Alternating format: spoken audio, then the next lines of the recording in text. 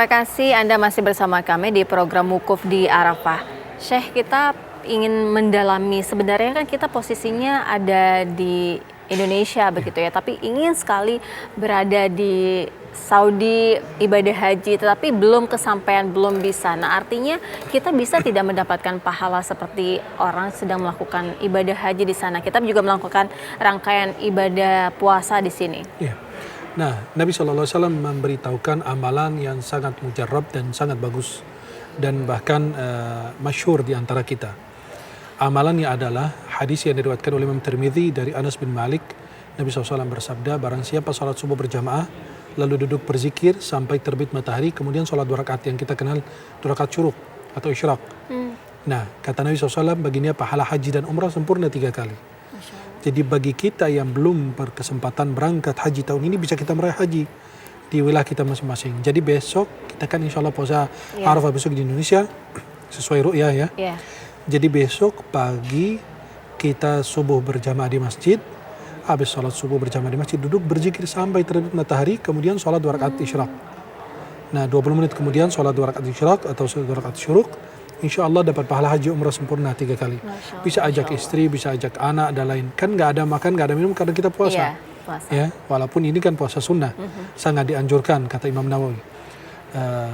Kita ngajak istri, ngajak anak, ngajak keluarga untuk apa? Untuk bisa kita hadir meraih pahala haji dan umrah sempurna 3 kali sebagaimana yang dijanjikan Rasulullah SAW. Masya Allah. Nah, Syekh, kalau berbicara mengenai puasanya sendiri, makna kita berpuasa dan juga tujuannya bagi kita yang berkurban? Ya, gini, kalau bagi mereka yang di Arafah dianjurkan tidak berpuasa. Kenapa? Biar mereka punya tenaga untuk bisa melanjutkan ibadah. Karena kan haji itu memeras tenaga. Ibadah fisik begitu ya, fisik. Maka disebut jihad. Bagi wanita itu nggak ada jihad mengangkat senjata, tapi jihadnya adalah hajinya. Nah, jadi bagi yang berada di lokasi Arafah dan ikut rangkaian ibadah haji tahun ini, maka mereka dianjurkan tidak ikut puasa. Kita yang di luar Arafah dianjurkan berpuasa. Sebagaimana dalam Sahih Muslim, Nabi SAW berharap orang yang berpuasa pada hari Arafah atau tanggal 9 Dzulhijjah, dia akan diampuni 2 tahun. Setahun yang lalu dan setahun yang akan datang. Maka itu dari tanggal 1 sampai tanggal 9 Dzulhijjah boleh kita puasa. Hadisnya riwayat Abu Dawud dan lain. Dari sebagian istri Nabi SAW, Nabi puasa 9 min Dzulhijjah, puasa 9 hari Dzulhijjah. Yang kedua Nabi SAW puasa Asyura. Yang ketiga Nabi puasa 3 hari setiap bulan. Nah, itu yang pertama. Hadis yang pertama berarti dari tanggal 1 sampai tanggal 9 boleh, atau tanggal 9 saja boleh. Yang kita sebutkan hadis dalam Sahih Muslim, puasa hari Arafah mengampuni 2 tahun. Setahun yang lalu dan setahun yang akan datang. Maka jangan sampai ketinggalan puasa Arafah besok bagi mereka yang mampu mengerjakan insya Allah. Iya, Syekh, kalau untuk keutamaan dalam berpuasa Arafah?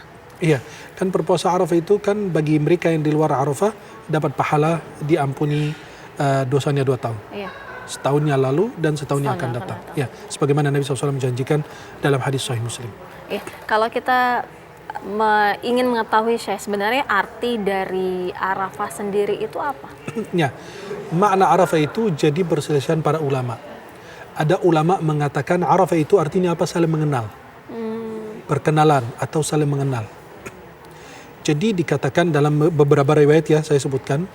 Riwayat pertama mengatakan bahwa Adam dan Hawa turun dari surga di tempat yang berbeda, yang berkejauhan. Jadi Adam di sini, Hawa di sana, jadi jauh. Dan mereka bertemu di Bukit Arafah, maka disebut Arafah. Mereka bertemu, mereka kenal di situ, mereka maksudnya bertemu kembali. Nah, di situ maka disebut Arafah. Itu yang pertama. Yang kedua, disebut Arafah karena ketika malaikat Jibril alaihissalam bimbing ibadah manasik untuk Nabi Ibrahim. Malaikat Jibril kan mengajari Nabi Ibrahim, Nabi Ibrahim yang rangkaian ibadah haji. Nabi Ibrahim diajarkan oleh malaikat Jibril alaihissalam, ini mansak, ini begini, kamu harus ini di sini begini, harus lembar jumrah begini, ini di begini. Kemudian a'arafta, kata malaikat Jibril kepada Nabi Ibrahim, a'arafta, apakah kamu sudah tahu? Kata Nabi Ibrahim, a'araftu, saya sudah tahu. Maka disebut Arafah. Dari araftu atau dari a'arafta, apakah sudah tahu? Nah, kemudian disebut lagi Arafah karena manusia dari seluruh penjuru dunia berkumpul di tempat yang sama. Jadi mereka bertemu, beda suku, beda budaya, beda bahasa, beda negara. Jadi mereka berada di satu lokasi dan mereka saling mengenal. Yang dari Malaysia kenal yang dari Indonesia, yang dari Indonesia kenal dari Singapura, yang dari Singapura kenal yang dari India, dari seluruh dunia saling mengenal, maka disebut Arafah. Itu beberapa riwayat yang diceritakan dalam sejarah bahwa itu kenapa dinamakan Arafah. Tapi yang mana yang betul, wallahu a'lam. Kalau ini kan merupakan puncak ibadah haji gitu ya, Syekh, rukun hajinya Yang besar ya. yang utamanya ya. Nah, artinya kalau bagaimana ini seseorang bisa mendapatkan atau paling tidak untuk hatinya ketenangan itu dia menjadi haji yang mabrur. Haji yang mabrur itu man hajja walam yarfus walam yarfuth walam yafsuq raja'a min dhunubi kayam waladat Nabi menjanjikan bagi mereka yang haji tidak berucap kotor, tidak bertingkah laku yang tidak baik, tidak ada hal-hal yang tidak baik, pelanggaran, maka dia akan kembali raja'a min dhunubi kayam waladat dia kembali seperti bayi yang baru lahir. Maka haji mabrur itu tidak ada balasan kecuali surga. Apa balasan haji mabrur yang kita sebutkan tadi? Fokus kepada Allah, lupa kepada makhluk. Kita diciptakan untuk Allah, bukan untuk makhluk. Maka kita sibukkan diri dengan Allah, jangan sibukkan dengan makhluk.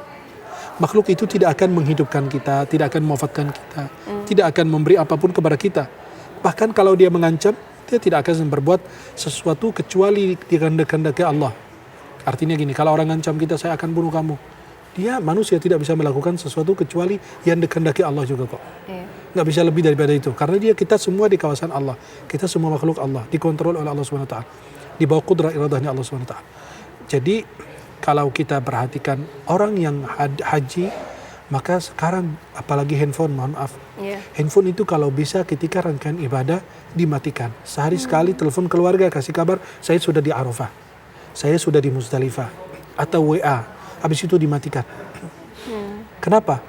Biar tidak menyibukkan kita. Mohon maaf, kadang-kadang kita masih di wilayah Arafah yang ditunggu bertahun-tahun, ditunggu-tunggu, ternyata malah di Arafah dia live TikTok, live Facebook, live Instagram. Lupa mau ibadah iya, ya. on air, off air, di atas air gitu kan. Nah, jadi orang yang kan sibuk sekali dengan dunianya. Loh, kalau kamu live dari sana, bagus. Kalau ada pemberitaan atau pemberitahuan boleh. Tapi selebihnya kamu fokus kepada diri kamu. Kamu dapat apa hari ini? Kamu cuma ngobrol sama teman-teman, kasih tahu saya di Arafah.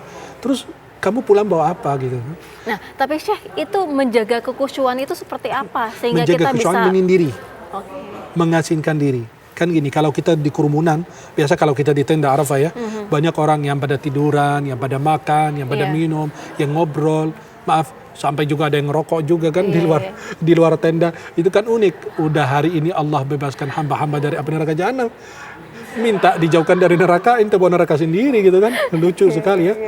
Ya, jadi gimana caranya kita bisa fokus adalah mengasingkan diri, menjauhi dari orang.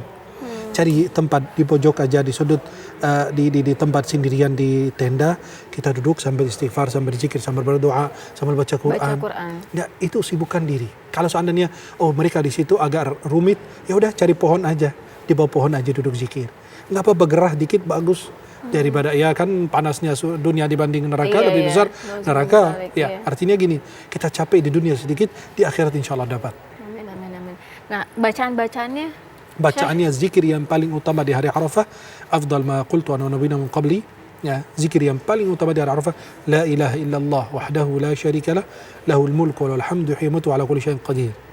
Dan puncak daripada zikir, kata Imam Ibnu Qayyim Jauziyah dalam kitab Al-Wabil Shayyib min al-kalim at-thayyib, beliau mengatakan afdalu dzikri qiraatul Quran. Puncak daripada zikir adalah membaca Al-Quran.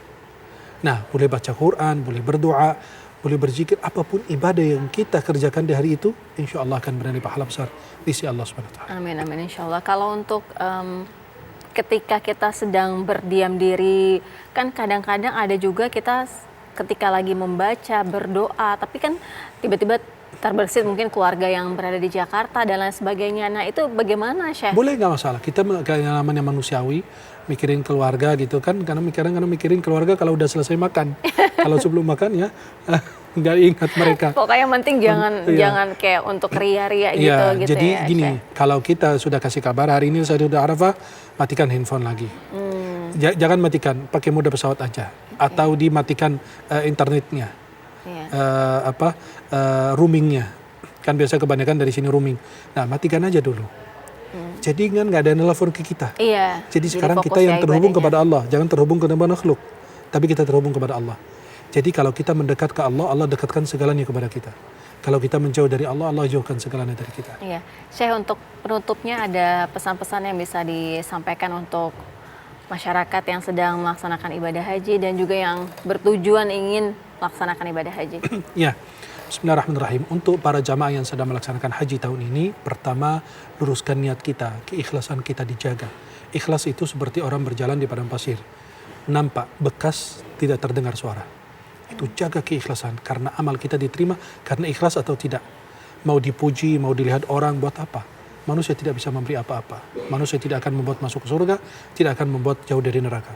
Maka keikhlasan itu sangat dianjurkan. Rahasia daripada amal kita adalah ikhlas. Yang pertama.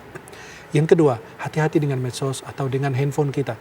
Karena pada saat kita berada di wilayah yang haram ini, di waktu-waktu yang mustajab ini, manfaatkan untuk benar-benar komunikasi dengan Allah Subhanahu wa taala lebih banyak. Kemudian yang ketiga, manfaatkan waktu-waktu kita berada di sana. Jangan sampai sia-siakan karena belum tentu diberikan kesempatan oleh Allah Subhanahu wa taala. Yang keempat, jika Anda tidak tahu hukumnya, bertanya terlebih dahulu kepada ulama, ustadz-ustadz atau kiai atau ulama setempat yang bisa kita tanyakan. Dan di situ insya Allah diberikan kesempatan untuk bertanya dimanapun berada agar kita tidak melakukan pelanggaran. Kemudian yang kelima, punya niat dan harapan insya Allah kembali dengan haji yang mabrur dan membawa perubahan dalam akhlaknya, sifatnya, ibadahnya. Yang dulu malas-malasan ibadah jadi semangat ibadah. Yang dulu malas-malasan puasa sekarang jadi semangat puasa. Yang dulu malas baca Quran sekarang jadi semangat baca Quran. Yang dulu jarang zikir salawat kepada Nabi sekarang lebih banyak salawat kepada Rasulullah. Kemudian bagi kita yang berada di Indonesia, pertama kita niatkan insya Allah mudah-mudahan diberikan kesempatan tahun depan naik haji. Amin. Ya, kalau mau naik haji insya Allah gampang, tinggal daftar, insya Allah kita doakan. Kalau belum daftar belum bisa didoakan. Daftar dulu ya untuk bagi yang mau insya Allah haji. Jangan mikirin biayanya karena bukan orang yang mampu yang berangkat haji, tapi Allah memampukan orang yang sudah diundang oleh Allah Subhanahu wa taala untuk bisa melaksanakan ibadah haji. Yang kedua, puasa pada hari Arafah besok jangan lupa karena Allah ampuni dosa 2 tahun. Kemudian yang ketiga, kita lakukan sholat syuruk yang saya sebutkan dalam hadis riwayat Tirmidzi, sholat subuh berjamaah duduk berzikir sampai terbit matahari. Kemudian kita sholat 2 rakaat yang disebut isyraq atau syuruk, insya Allah dapat pahala haji dan umrah sempurna 3 kali. Berbanyak zikir la ilaha illallah wahdahu la syarikalah lahul mulku wa hamdu wa kulli syai'in qadir. Berbanyak amal soleh di hari Arafah. Insya Allah mudah-mudahan kita semua diberikan keberkahan oleh Allah Subhanahu wa taala dan mudah-mudahan jamaah haji kita kembali dengan selamat dan membawa haji yang mabrur. Amin ya rabbal alamin. Amin ya rabbal alamin. Terima kasih Syekh Ahmad Al-Misri sudah bergabung bersama kami di Wakaf di Arafah. Terima kasih. Assalamualaikum. Pemirsa, wukuf di Arafah segera kembali usai jeda.